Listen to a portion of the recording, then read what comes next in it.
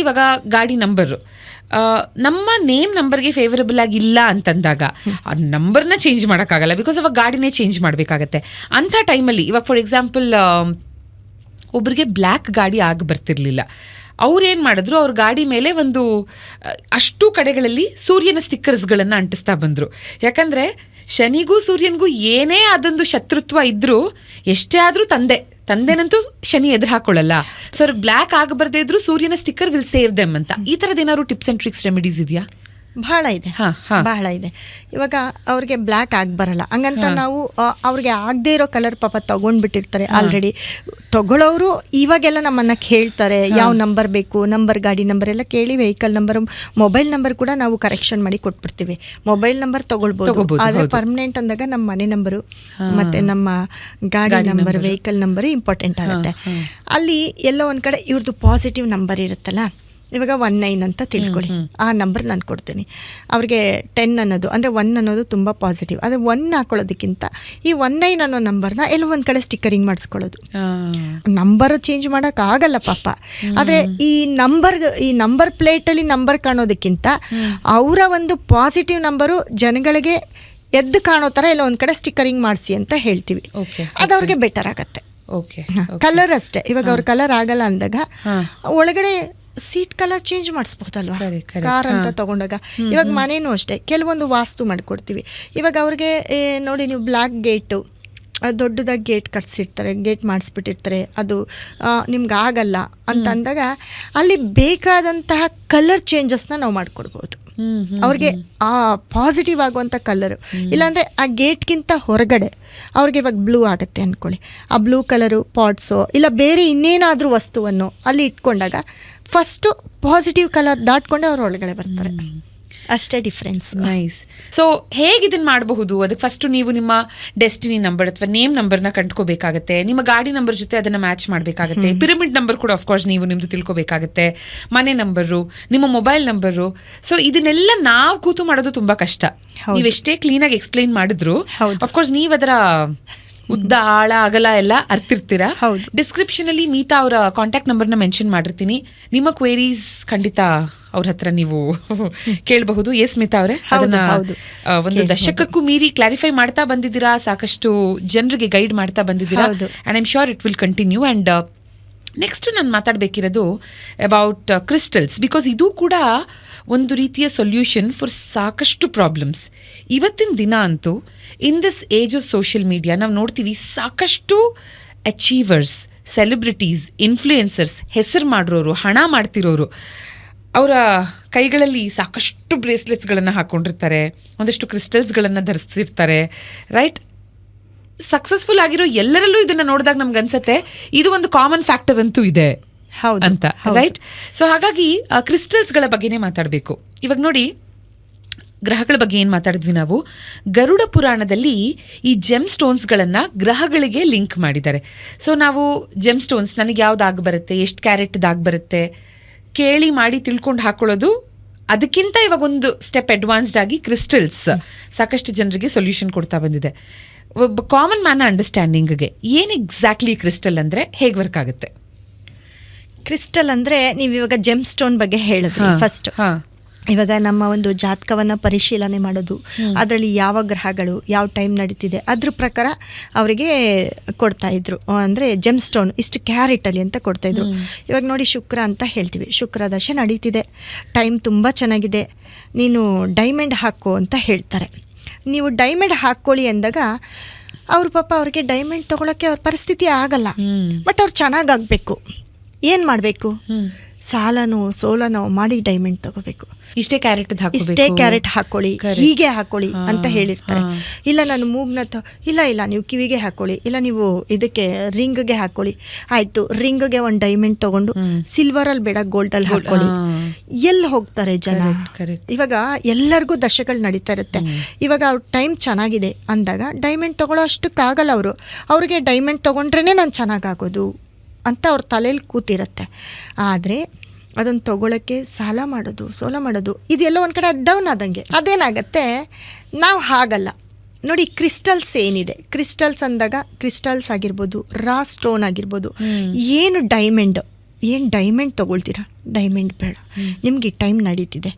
ಡೈಮಂಡ್ಗೆ ನೀವು ಖರ್ಚು ಮಾಡೋದ್ರಲ್ಲಿ 1%, ಇವಾಗ 10% ನೀವು ಡೈಮಂಡ್ಗೆ ಮಾಡ್ತೀರಿ, ಅದರಲ್ಲಿ 1% ಈ ಒಂದು ಸ್ಟೋನಿಗೆ ತೊಗೊಳ್ಳಿ. ಈ ಸ್ಟೋನ್ ತೊಗೊಳ್ಳಿ, ಜಸ್ಟ್ ನೀವು ವೇರ್ ಮಾಡೋಕ್ಕಾಗಲಿಲ್ವಾ, ನಿಮ್ಮ ಮನೇಲಿಡಿ, ಮನೇಲಿ ನಾವು ಹೇಳೋ ಅಂಥ ದಿಕ್ಕಲ್ಲಿಡಿ. ಖಂಡಿತ ನಿಮಗೆ ವಿತಿನ್ 1 ತಿಂಗಳು ಬೇಡ ಮೇಡಮ್, ಒಂದು ಎಷ್ಟು ಅಂತಂದರೆ 15 ಡೇಸ್ ಒಳಗಡೆನೆ ಅವರ ಲೈಫಲ್ಲಿ ಬದಲಾವಣೆ ಸ್ಟಾರ್ಟ್ ಆಗ್ತಾ ಇರುತ್ತೆ. ಸೊ ನೀವು ಹೇಳೋದೇನೆಂದರೆ ಜೆಮ್ ಸ್ಟೋನ್ಸ್ಗಿಂತ ಬಹಳ ಎಫೆಕ್ಟಿವ್ ಮಾತ್ರ ಅಲ್ಲ, ಕಾಸ್ಟ್ ಎಫೆಕ್ಟಿವ್ ಕೂಡ ಈ ರಾ ಸ್ಟೋನ್ಸ್ ಮತ್ತು ಕ್ರಿಸ್ಟಲ್ಸ್ ಅಂತ. ಹೌದು. ಆದರೆ ತುಂಬ ರಿಚ್ ಪೀಪಲ್ಸ್ಗೆಲ್ಲ ಏನಾಗುತ್ತೆ, ಅವರವರ ಒಂದು ಬೆಳವಣಿಗೆ ತಕ್ಕ ಹಾಗೆ ಅವ್ರಿಗೆ ಪ್ರಾಬ್ಲಮ್ಸ್ ಇರುತ್ತೆ. ಆ ಪ್ರಾಬ್ಲಮಲ್ಲಿ ಏನು ಮಾಡ್ತಾರೆ ಅವರು, 1 ತಗೊಳ್ಳೋದಾ 2 ತಗೊಳ್ಳೋದಾ, ಅವ್ರಿಗೆ ಒಂದು ಪ್ರಾಬ್ಲಮ್ ಇರಲ್ವಲ್ಲ, 10 ಥರ ಇರುತ್ತೆ. ಸೊ ಒಂದು ಬಿಸ್ನೆಸ್ ಮ್ಯಾನ್ ಆಗಿರ್ಬೋದು, ಅವ್ರಿಗೆ ಎಷ್ಟು ಥರ ಪ್ರಾಬ್ಲಮ್ ಇರುತ್ತೆ, ಎಲ್ಲದಕ್ಕೂ ಒಂದೇ ಕೊಡೋಕ್ಕಾಗಲ್ಲ. ಒಂದೊಂದು ಪ್ರಾಬ್ಲಮ್ಗೆ ಒಂದೊಂದು ಸ್ಟೋನನ್ನು, ಕ್ರಿಸ್ಟಲ್ಸ್ನ ಕೊಡ್ತೀವಿ. ಕೆಲವರೆಲ್ಲ ಕೈಗೆ ಹಾಕ್ಕೊಳ್ಳಲ್ಲ, ನಾವು ಕೈಗೆ ಹಾಕ್ಕೊಳ್ಳಲ್ಲ ಅಂತ ಹೇಳ್ತಾರೆ. ಅವ್ರಿಗೆ ಅವರ ಒಂದು ಬೆಡ್ರೂಮ್ ಆಗಿರ್ಬೋದು, ಅವ್ರ ಮನೆ, ಮತ್ತು ಅವರೆಲ್ಲಿ ಆಫೀಸ್ ಆಗಿರ್ಬೋದು, ಅವರೆಲ್ಲಿ ಕೂತ್ಕೊಂಡು ಅವ್ರು ಮೀಟಿಂಗ್ ಮಾಡ್ತಾರೆ, ಇಂಥ ಜಾಗಗಳಲ್ಲಿ ಅವ್ರಿಗೆ ಯಾವ್ಯಾವ ಸಮಸ್ಯೆಗೆ ಯಾವ್ಯಾವ ಸ್ಟೋನ್ ಬೇಕು, ರಾ ಸ್ಟೋನ್ನ ಸುಮಾರು ಅದು 1 kg ಸ್ಟಾರ್ಟ್ ಆಗಿ 1 ಕಿಲೋಯಿಂದ ಸ್ಟಾರ್ಟ್ ಆಗಿ ಒಂದು 10 kg ಇರುತ್ತೆ. ಅದು ಅವ್ರವ್ರ ಕೆಪಾಸಿಟಿ ತಗೊಳ್ಳೋದು ಅಂಥದ್ದನ್ನು ಕೊಡ್ತೀವಿ. ಅದನ್ನು ನಾವು ಹೇಳಿರೋ ಅಂಥ ಒಂದು ದಿಕ್ಕಲ್ಲಿ ಇಟ್ಕೊಳ್ಬೇಕಾಗತ್ತೆ. ಸೊ ಇದರಲ್ಲಿ ವೆಯ್ಟ್ ನೀವು ಹೇಳಲ್ಲ, ಲೈಕ್ ಹೇಗೆ ಡೈಮಂಡ್ಸಲ್ಲಿ ಅಥವಾ ಬೇರೆ ಸ್ಟೋನ್ಸಲ್ಲಿ ಕ್ಯಾರೆಟ್ಸ್ ಹೇಳ್ತಾರೋ ಇಷ್ಟೇ ಹಾಕೋಬೇಕು ಅಂತ, ಇದರಲ್ಲಿ ನೀವು ಈ ಒಂದು ರಾ ಸ್ಟೋನ್ ಇಷ್ಟೇ ವೆಯ್ಟ್ ಅಂತ ಹೇಳಲ್ಲ.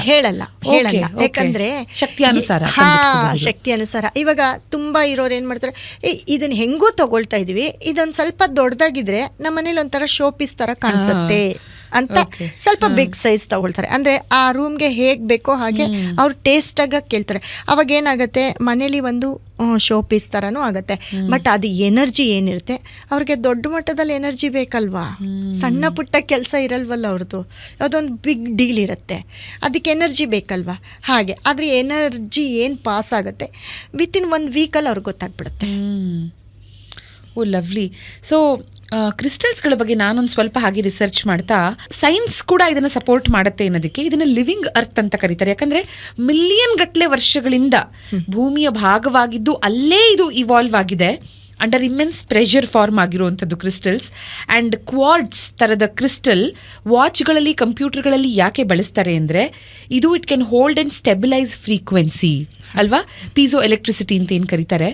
ಸೊ ಹಾಗಾಗಿ ಫ್ರೀಕ್ವೆನ್ಸಿನ to hold and to stabilise ಬಹಳ ಎಫೆಕ್ಟಿವ್ ಆಗಿ ಇದು ಮಾಡೋದ್ರಿಂದ ಕ್ರಿಸ್ಟಲ್ಸ್ಗಳು ಮನೆಯಲ್ಲಿ ಇಟ್ಟಾಗ ಬೇಕಾಗಿರುವಂಥ ಫ್ರೀಕ್ವೆನ್ಸಿನ ಅಟ್ರ್ಯಾಕ್ಟ್ ಮಾಡಿ ಅದನ್ನು ಸ್ಟೆಬಿಲೈಸ್ ಮಾಡಿ ಇಟ್ ಕ್ಯಾನ್ ಹೋಲ್ಡ್. ಹೌದು, ಅದನ್ನು ನಮಗೆ ಎಮಿಟ್ ಕೂಡ ಮಾಡುತ್ತೆ ಆನಂತರ ಅದು. ಸೊ ಕ್ರಿಸ್ಟಲ್ ಕ್ವೀನ್ ಅನ್ಬಹುದಾ ನಿಮ್ಮನ್ನ ಮಿತಾ ಅವರೇ? Exactly, crystal queen. ಯಾಕಂದ್ರೆ ನಾನು ಸ್ಟಾರ್ಟಿಂಗಲ್ಲೇ ಹೇಳ್ದಾಗೆ ನಾವು ಪ್ಯಾಷನೆಟ್ ಆಗಿ ಯಾವುದಾದ್ರೂ ಒಂದು ಕೆಲಸ ಮಾಡಿದಾಗ ಆ ಒಂದು ಕ್ಷೇತ್ರದ ಪ್ರೊಫೆಷನಲ್ಸ್ಗಿಂತ ಜಾಸ್ತಿ ತಿಳ್ಕೊಂಡ್ಬಿಡ್ತೀವಿ. ಹೌದು, ಯಾಕಂದ್ರೆ ತುಂಬಾ ಪ್ಯಾಷನೆಟ್ ಆಗಿರ್ತೀವಿ ನಾವು ಆ ವಿಷಯದಲ್ಲಿ. ಅಂಡ್ ರಾ ಸ್ಟೋನ್ಸ್ ಬಗ್ಗೆನೂ ನೀವು ಹೇಳಿದ್ರಿ. ನಮ್ಮ ಅಂಡರ್ಸ್ಟ್ಯಾಂಡಿಂಗ್ಗೆ ಈ ಎರಡರ ನಡುವಿನ ವ್ಯತ್ಯಾಸ ಏನು, ಅಂದ್ರೆ ರಾ ಸ್ಟೋನ್ಸ್ ಮತ್ತು ಕ್ರಿಸ್ಟಲ್ಸ್ ನಡುವಿನ ವ್ಯತ್ಯಾಸ? ಇವಾಗ ರಾ ಸ್ಟೋನ್ಸ್ ಅಂತಂದ್ರೆ ನಮ್ಮ ಪ್ರಾಬ್ಲಮ್ 10 ಬ್ರೇಸ್ಲೆಟ್ ನಾನು ಕೊಡೋಕ್ಕಾಗಲ್ಲ. ಇವಾಗ ತುಂಬ ಹೆಲ್ತ್ ಅಪ್ಸೆಟ್, ಅದರಲ್ಲಿ ಒಂದು ಪ್ರಾಬ್ಲಮ್ ಹೆಲ್ತ್ ಅಪ್ಸೆಟ್, ಹೆಲ್ತ್ಗೆ ಒಂದು ಕೊಡ್ಬೋದು. ಅದನ್ನು ಮೈ ಮೇಲೆ ಹಾಕ್ಕೊಂಡಾಗ ಅದು ಯಾವಾಗಲೂ ನಮ್ಮ ಜೊತೆನೇ ಇರುತ್ತೆ, ಸ್ಕಿನ್ನಿಗೆ ಟಚ್ ಆಗುತ್ತೆ. ಎಲ್ಲ ಒಂದು ಕಡೆ ನಮ್ಮ ಬಾಡಿಯಲ್ಲಿ ಆಗುವಂತಹ ಏನೋ ವೈಪರೀತ್ಯ ಏನಿರುತ್ತೆ, ನಮ್ಮ ಆರೋಗ್ಯ ಸಮಸ್ಯೆ ಅದಕ್ಕೆ ಕ್ಲಿಯರ್ ಆಗುತ್ತೆ. ಓಕೆನಾ? ಅದು ನಮ್ಮ ಒಂದು ಏನು ನಾವು ಇವಾಗ ಶುಗರು BP ಅಂತ ತಿಳ್ಕೊಳ್ಳಿ, ಅದು ಮೆಡಿಸನು ಇಂಜೆಕ್ಷನು ಅಲ್ಲಿವರೆಗೂ ಹೋಗ್ಬಿಟ್ಟಿರುತ್ತೆ. ಎಲ್ಲ ಒಂದು ಕಡೆ ಅದು ಕಂಟ್ರೋಲ್ ಆಗ್ತಾ ಬರುತ್ತೆ, ಟ್ಯಾಬ್ಲೆಟಿಗೆ ಬರ್ತಾರೆ, ಹೀಗೆ ಕಮ್ಮಿ ಆಗ್ತಾ ಇರುತ್ತೆ. ಹಂಗಂತ ಶುಗರ್ ಇಲ್ದಿರಾ ಏನಾಗ್ಬಿಡಲ್ಲ, ಅತಿರೇಕಕ್ಕೆ ಹೋಗಿರುತ್ತಲ್ಲ ಅದನ್ನು ಕಂಟ್ರೋಲ್ಗೆ ತರ್ಬೋದು. ಅದೇ ರೀತಿ ನಮ್ಮ ನೇಮು ಫೇಮ್ ಏನು ಬೇಕು ಅದಕ್ಕೆ. ಅಂದರೆ ಇವಾಗ ನಾನೇನೋ ಒಂದು ಕಡೆ ಮಾತಾಡ್ತಾ ಇದ್ದೀನಿ, ಕೂತ್ಕೊಂಡು ಒಬ್ಬರ ಹತ್ರ ಒಂದು ಮೀಟಿಂಗ್ ಮಾಡ್ತಾ ಇದ್ದೀನಿ, ಆ ಮೀಟಿಂಗ್ ನಂಗೆ ಸಕ್ಸಸ್ ಆಗಬೇಕು ಅಲ್ವಾ. ಸೊ ಇದಕ್ಕೆ ಅಂತಲೇ ನಾವು ಕೆಲವೊಂದು ಕ್ರಿಸ್ಟಲ್ನ ಕೈ ಕೊಡ್ತೀವಿ. ಅದನ್ನು ಹಾಕ್ಕೊಂಡಾಗ ಮೇಯ್ನು ಅವ್ರಿಗೆ ನಡೀತಾ ಇರೋ ದಶಾಭುಕ್ತಿ, ಏನು ದಶಾ ನಡೀತಿದೆ ಅದಕ್ಕೆ ಸಂಬಂಧಪಟ್ಟಂತಹ ಬ್ರೇಸ್ಲೆಟ್ನ ಕೈ ಕೊಟ್ಟಾಗ ಜಸ್ಟ್ ಒಂದು ಮೀಟಿಂಗ್ ಹೋಗ್ತಾರೆ, ಅಲ್ಲಿ ಎಲ್ಲೋ ಆಗದೇ ಇರೋಂಥ ಕೆಲಸ ಒಂದು 60% ಓಕೆ ಆಗುತ್ತೆ, ನೆಮ್ಮದಿ ಅಲ್ವಾ, ಸಾಕು. ಅದರಲ್ಲೇ ಸ್ಟೋನಲ್ಲ, ರಾ ಸ್ಟೋನಲ್ಲೇ ಇದನ್ನು ಮಾಡಿರ್ತಾರೆ. ಬಟ್ ರಾ ಸ್ಟೋನ್ ಏನಂದರೆ ಮೈನಿಂಗ್ ಸ್ಟೋನ್ಸ್, ಅದು ಹಾಗಾಗೇ ಇರುತ್ತೆ. ಅದನ್ನು ನಾವು ಕೆಲವೊಂದು ದಿಕ್ಕುಗಳಲ್ಲಿ ಇಡ್ತೀವಿ ಮನೇಲಿ, ಎಲ್ಲೆಲ್ಲಿ ಪ್ರಾಬ್ಲಮ್ ಇದೆ. ಕೆಲವೊಂದು ಟಾಯ್ಲೆಟಲ್ಲಿ ಇಡ್ತೀವಿ, ನೆಗೆಟಿವ್ಸು ಟಾಯ್ಲೆಟಿಂದ ಬರುತ್ತೆ. ಮನೆ ಹೋಗಿ ವಾಸ್ತು ನೋಡ್ತೀವಿ, ಎಲ್ಲೋ ಒಂದು ಕಡೆ ಅವ್ರ ಮನೇಲಿ ಪಾಸಿಟಿವ್ ಇರಲ್ಲ, ನೆಗೆಟಿವ್. ಅದಕ್ಕೆ ಇವ್ರಿಗೆ ಈ ಥರ ಪ್ರಾಬ್ಲಮ್ ಆಗ್ತಿದೆ. ಹೊರಗಡೆ ಹೋಗೋದು ನಮ್ಮ ಸಂಪಾದನೆಗೆ ಅಥವಾ ಓದೋಕ್ಕೆ, ಏನೋ ಒಂದು ನಾಲೆಡ್ಜ್ಗೆ. ಮನೆ ಅನ್ನೋದು ನಮ್ಗೆ ಇಂಪಾರ್ಟೆಂಟ್. ಮನೆಯೇ ಮಂತ್ರಾಲಯ ಅಂತ ನಾವು ಏನು ಹೇಳ್ತೀವಿ. ಅದಕ್ಕೆ ಫಸ್ಟು ನಮ್ಮ ಮನೆಯನ್ನು ನಾವು ಸರಿ ಮಾಡ್ಕೊಳ್ಬೇಕಾಗತ್ತೆ. ಆ ಒಂದು ಟಾಯ್ಲೆಟಲ್ಲಿ ಇಡೋವಂಥ ಒಂದು ಸ್ಟೋನು ನಾವು ಕೈಗೆ ಹಾಕ್ಕೊಳ್ಳೋಕ್ಕಾಗಲ್ಲ. ಆ ಒಂದು ಸ್ಟೋನು ಟಾಯ್ಲೆಟಲ್ಲಿ ಇಟ್ಟಾಗ ಬರುವಂಥ ನೆಗೆಟಿವ್ನ ರಿಮೂವ್ ಮಾಡುತ್ತೆ. ನಾವೇನಕ್ಕೆ ಡೈಲಿ ನಾವು ನಮ್ಮ ಟಾಯ್ಲೆಟ್ ಯೂಸ್ ಮಾಡ್ತೀವಿ, ನಮ್ಮ ಒಂದು ಶುಚಿತ್ವಕ್ಕೆ, ನಮ್ಮ ನೆಗೆಟಿವ್ನ ರಿಮೂವ್ ಮಾಡೋದಕ್ಕೆ, ನಾವು ಸ್ನಾನ ಮಾಡೋದಕ್ಕೆ. ನಾವು ದೇವ್ರ ಪೂಜೆ ಮಾಡಿ ಅಂದರೆ ಫಸ್ಟ್ ಸ್ನಾನ ಮಾಡ್ಕೊಂಡು ಬರ್ತೀವಿ, ಯಾಕಂದರೆ ನಾವೆಲ್ಲೂ ಹೊರಗಡೆ ಓಡಾಡಿರ್ತೀವಿ, ನಮ್ಮ ನೆಗೆಟಿವ್ ಅಲ್ಲಿ ರಿಮೂವ್ ಆಗಲಿ ಅನ್ನೋ ಒಂದು ಕಾನ್ಸಂಟ್ರೇಟ್ ಇರುತ್ತೆ ನಮಗೆ. ಅದೇ ರೀತಿ ಆ ನೆಗೆಟಿವ್ ಹೋಗೋವಂಥ ಜಾಗದಲ್ಲಿ ಒಂದು ಸ್ಟೋನನ್ನು ಇಡ್ತೀವಿ. ಆ ಸ್ಟೋನಿಂದ ಎಲ್ಲೋ ಒಂದು ಕಡೆ ಮನೆಯ ಪೂರ್ತಿ ನೆಗೆಟಿವ್ ಅಲ್ಲಿ ರಿಮೂವ್ ಆಗ್ತಾ ಇರುತ್ತೆ. ಆಮೇಲೆ ಅಡುಗೆ ಮನೆಯನ್ನು ನೋಡ್ತೀವಿ. ಅಡುಗೆ ಮನೇಲಿ ಒಂದು 4 ಜನ, 2 ಹೆಂಗಸರಿದ್ರೆ, ಹೆಣ್ಮಕ್ಳು ಯಾವಾಗಲೂ ಅಡುಗೆ ಮನೇಲಿ. ಆ ಮನೆ ಹೆಣ್ಮಕ್ಳಿಗೆ ಎಲ್ಲೋ ಹೆಲ್ತ್ ಅಪ್ಸೆಟ್ ಆಗಿದೆ ಅಂದರೆ ನಾವು ಫಸ್ಟು ನೋಡೋದು ಅಡುಗೆ ಮನೇಲಿ. ಯಾಕೆ ಅಂದರೆ ಹೆಣ್ಮಕ್ಳು ಇರೋದು ಜಾಸ್ತಿ ಅಲ್ಲೇ. ಇಲ್ಲ ಮನೇಲಿ ಕಿತ್ತಾಟ ಆಗ್ತಿದೆ, 2 ಸೊಸೆಯರಿರ್ತಾರೆ, ಅಕ್ಕ ತಂಗಿರಿರ್ತಾರೆ, ತುಂಬ ಕಿತ್ತಾಡ್ತಿದ್ದಾರೆ ಅಂದರೆ ಅದಕ್ಕೆ ಪಾಸಿಟಿವು ಇಲ್ಲಿ ನೆಗೆಟಿವ್ ಆಗ್ತಿದೆ ಅಂದರೆ ಅಡುಗೆ ಮನೇಲಿ. ಇವಾಗ 2 ಬೆಡ್ರೂಮ್ ಇದ್ದಾಗ ಅವ್ರವ್ರ ಮಲಗಕ್ಕೆ ಅವ್ರವ್ರ ಜಾಗಕ್ಕೆ ಹೋಗ್ತಾರೆ. 2 ಸೇರೋದೆಲ್ಲಿ, ತುಂಬ ಹೊತ್ತು ಟೈಮ್ ಸ್ಪೆಂಡ್ ಮಾಡೋದೆಲ್ಲಿ? ಈವನ್ ಕಿಚನಲ್ಲಿ ಒಬ್ಬೊಬ್ಬರೇ ಇರೋಕ್ಕಾಗಲ್ಲ. ಒಂದು ಮನೇಲಿ 4-5 ಜನ ಇದ್ದಾಗ 2 ಸಿಸ್ಟರ್ಸಲ್ಲಿ ಅಡುಗೆ ಮಾಡಲೇಬೇಕು, ಅಲ್ಲಿ ಕೆಲಸ ಮಾಡಲೇಬೇಕು. ಇಲ್ಲಿ ಏನೋ ನೆಗೆಟಿವ್ ಇದ್ದರೆ ಮಾತ್ರ, ಅವರಿಬ್ಬರು ಸೇರೋ ಅಂಥ ಪ್ಲೇಸ್ ಇದೆ ಅಂದಾಗ ಅಲ್ಲೇನೋ ನೆಗೆಟಿವ್ ಇರುತ್ತೆ. ಆ ಕಿಚನ್ಗೆ ನಾವು ಕೊಡೋಂಥ ಸ್ಟೋನು, ಯಾಕಂದರೆ ನಾನು ವಾಸ್ತು ವಿಸಿಟ್ ಮಾಡಿ ಕೊಡ್ತೀವಲ್ಲ, ಅದು ಬಹಳ ಎಫೆಕ್ಟು, ತುಂಬಾ ಅವ್ರಿಗೆ ಪಾಸಿಟಿವ್ ಆಗುತ್ತೆ. ಅಲ್ಲಿ ಕೊಟ್ಟಾಗ ವಿತಿನ್ 1 ವೀಕ್ ಒಳಗಡೆ ತುಂಬ ಕ್ಲೋಸ್ ಆಗಿರ್ತಾರೆ. ಇಲ್ಲಿ ಹತ್ರ ದೂರ ನಿಂತಿರೋರು ತುಂಬ ಚೆನ್ನಾಗಿ ಮಾತಾಡಿಕೊಂಡು ಇರ್ತಾರೆ. ಸೊ ಇಲ್ಲಿ ಕಿಚನ್ಗಿದೆ ಸ್ಟೋನು, ಬಾತ್ರೂಮ್ಗಿದೆ ಸ್ಟೋನು ಅಂತಿದ್ಯಾ, ಅಥವಾ ನೀವು ಮನೆ ವಿಸಿಟ್ ಮಾಡಿ ಆನಂತರ ನೀವು ಹೇಳಬೇಕಾ? ಮನೆ ವಿಸಿಟ್ ಮಾಡಿ ಹೇಳೋದು ಎಲ್ಲಿ ನೆಗೆಟಿವ್ ಇದೆ ಮನೇಲಿ ಅನ್ನೋದು. ಬಟ್ ಟಾಯ್ಲೆಟ್ಗೆ, ಕಿಚನ್ಗೆ ಎಲ್ಲ ಪರ್ಟಿಕ್ಯುಲರ್ ಸ್ಟೋನ್ಸ್ ಇದೆ ನಾರ್ಮಲ್ ಆಗಿ ಸ್ಟೋನ್ಸ್ ಇದೆ. ಮತ್ತೆ ನಾವು ನಮ್ಮ ಮನೇಲಿ ದುಡ್ಡು ನಿಲ್ತಾ ಇಲ್ಲ, ದುಡ್ಡು ಎಲ್ಲಿಡ್ತೀವಿ, ದುಡ್ಡು ಎಲ್ಲಿ ಇರುತ್ತೆ ಆ ಜಾಗನ ನೋಡ್ತೀವಿ. ಇಲ್ಲ ಅವರೆಲ್ಲೋ ಕೂತ್ಕೊಂಡು ಅದ್ರ ಬಗ್ಗೆ ಮಾತಾಡ್ತಿರ್ತಾರೆ. ಕೆಲವರು ಮನೇಲೇ ಕೂತ್ಕೊಂಡು ವ್ಯವಹಾರ ಮಾಡ್ತಿರ್ತಾರೆ, ಫೋನಲ್ಲಿ ಮಾತಾಡ್ತಿರ್ತಾರೆ, ಡಿಸ್ಕಸ್ ಮಾಡ್ತಿರ್ತಾರೆ. ಅದು ಯಾವುದಾದ್ರೂ ಒಂದು ಪರ್ಟಿಕ್ಯುಲರ್ ಪ್ಲೇಸ್ ಆಗಿರುತ್ತೆ, ಮನೇಲಿ ಅವ್ರದ್ದು ಇಷ್ಟವಾದ ಒಂದು ಪ್ಲೇಸ್ ಆಗಿರುತ್ತೆ. ಆ ಪ್ಲೇಸ್ನ ನಾವು ನೋಡ್ತೀವಿ. ಸೊ ಆ ಪ್ಲೇಸ್ಗೆ ಅಟ್ಲೀಸ್ಟ್ ನಾವು ಹೋಗಿಲ್ಲ ಅಂದರೆ ಕೆಲವೊಂದು ಫೋಟೋ ತೊಗೊಂಡು ಬರ್ತಾರೆ, ಮನೇದು ವಿಡಿಯೋ ತೊಗೊಂಡು ಬರ್ತಾರೆ. ಅಲ್ಲಿಗೆ ಏನು ಬೇಕು ಅನ್ನೋದನ್ನು ಸ್ಟೋನ್ ಮುಖಾಂತರ ಕಳಿಸ್ತೀವಿ. ಜಸ್ಟ್ ನಾವು ಹೇಳಿರೋಂಥ ದಿಕ್ಕಲ್ಲಿಡಬೇಕು. ನಾವು ಕೊಟ್ಟಿದ ತಕ್ಷಣ ಇವಾಗ ಎಲ್ಲೋ ಸಿಗ್ತಿದೆ ತಂದು ಸುಮ್ಮನೆ ಟೇಬಲ್ ಮೇಲೆ ಇಟ್ಕೊಳ್ಳೋದಲ್ಲ.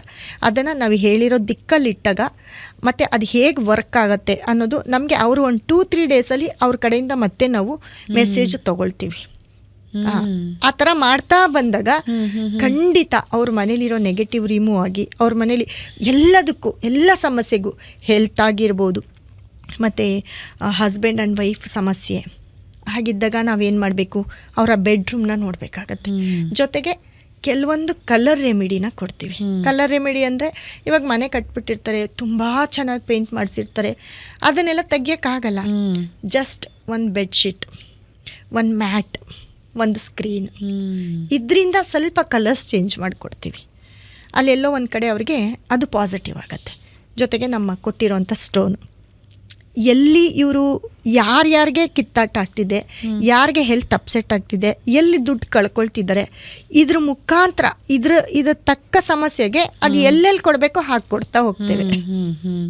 ಸೊ ಇವಾಗ ಕಲರ್ ಥೆರಪಿ ಕೂಡ ತುಂಬಾನೇ ಟ್ರೆಂಡಿಂಗ್, ಸಾಕಷ್ಟು ಜನ ಇದನ್ನ ಫಾಲೋ ಮಾಡ್ತಿದ್ದಾರೆ. ಮತ್ತು ಇದು ತುಂಬಾ ಈಸಿ ವೇ ಕೂಡ ಅಲ್ವಾ?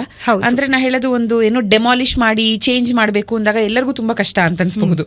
ಇಷ್ಟೊಂದು ಬದಲಾವಣೆ ಮಾಡ್ಬೇಕಾ ನಮ್ಮ ಲೈಫ್ ಸರಿ ಮಾಡ್ಕೊಳ್ಳೋದಿಕ್ಕೆ ಅಂತ.